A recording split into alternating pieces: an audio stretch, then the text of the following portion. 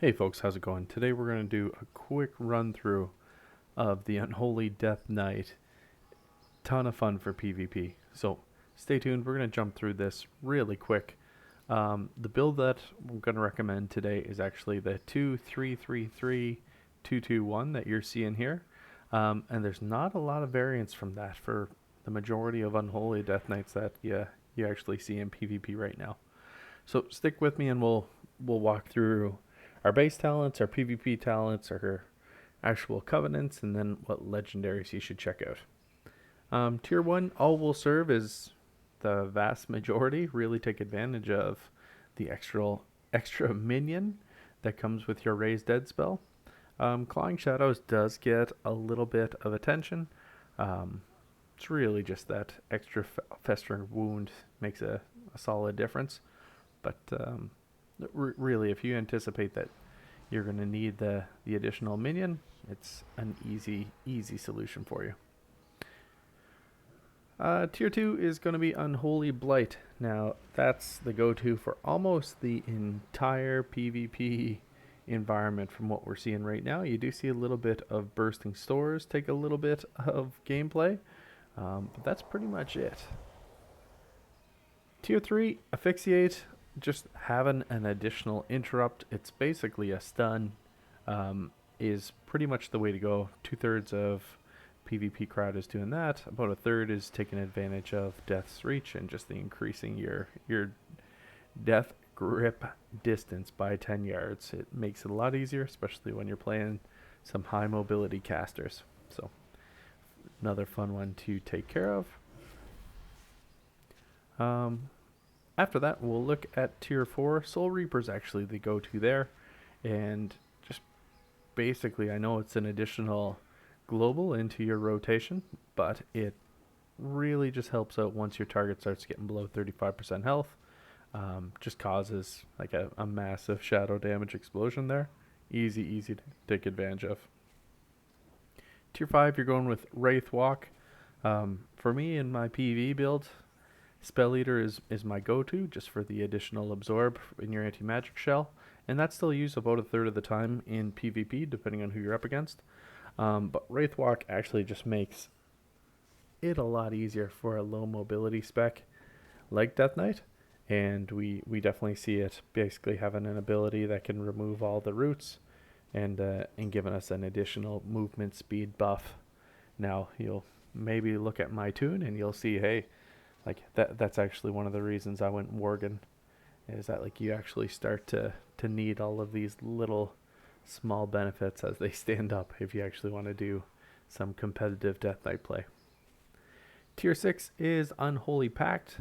So Dark Transformation creates an Unholy Pact between you and your pet, igniting flame chains that basically damage between you and your pet for 15 seconds. Ton of benefit from this. When it's active, your strength gets buffed by 5%. It is the go-to talent as far as Tier 6 goes. And then finally, Tier 7, Army of the Damned is the preferred go-to by about 70% of the audience out there.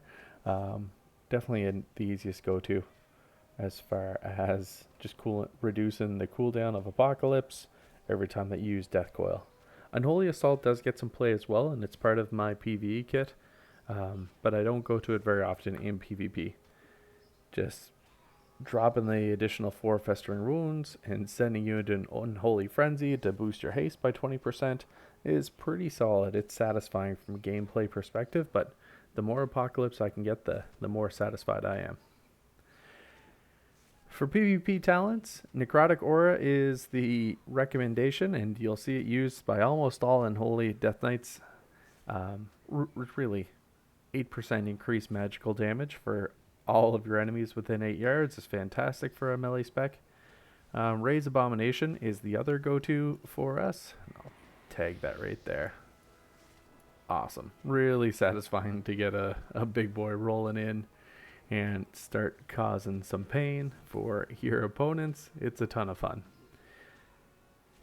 This one's used a little bit less, but it's Decomposing Aura, and you'll see it. All enemies within 10 yards slowly decay, losing up to 3% of their max health every 2 seconds. Stacks up to 5 times, so you can see a 15% reduction of your opponent's health, and that is just ultra satisfying. So great to take advantage of that if you've got that as part of your kit. So finally, the last PvP talents that you'll see is Necrotic Strike, which really is just an additional global cooldown that you need to find a way to work in. But the nice part of it is that you start absorbing up to 6% of your target's health as you start putting that damage on them. So a little bit of a self-heal there. For me, I really take advantage of Death Strike, so it's not preferred as far as my rotation goes. Dome of Ancient Shadow is probably the last PvP talent to get recommended here. So it increases your spell damage reduction effects and let me try that again. Increases the spell damage reduction effect on your anti-magic zone by 60%. So definitely pretty attractive overall. As far as covenants go, if you're unholy, you are sticking with Necrolord. It's almost like the covenant was designed for them. So ton of fun there. Just an absolute ton of fun. No question about that.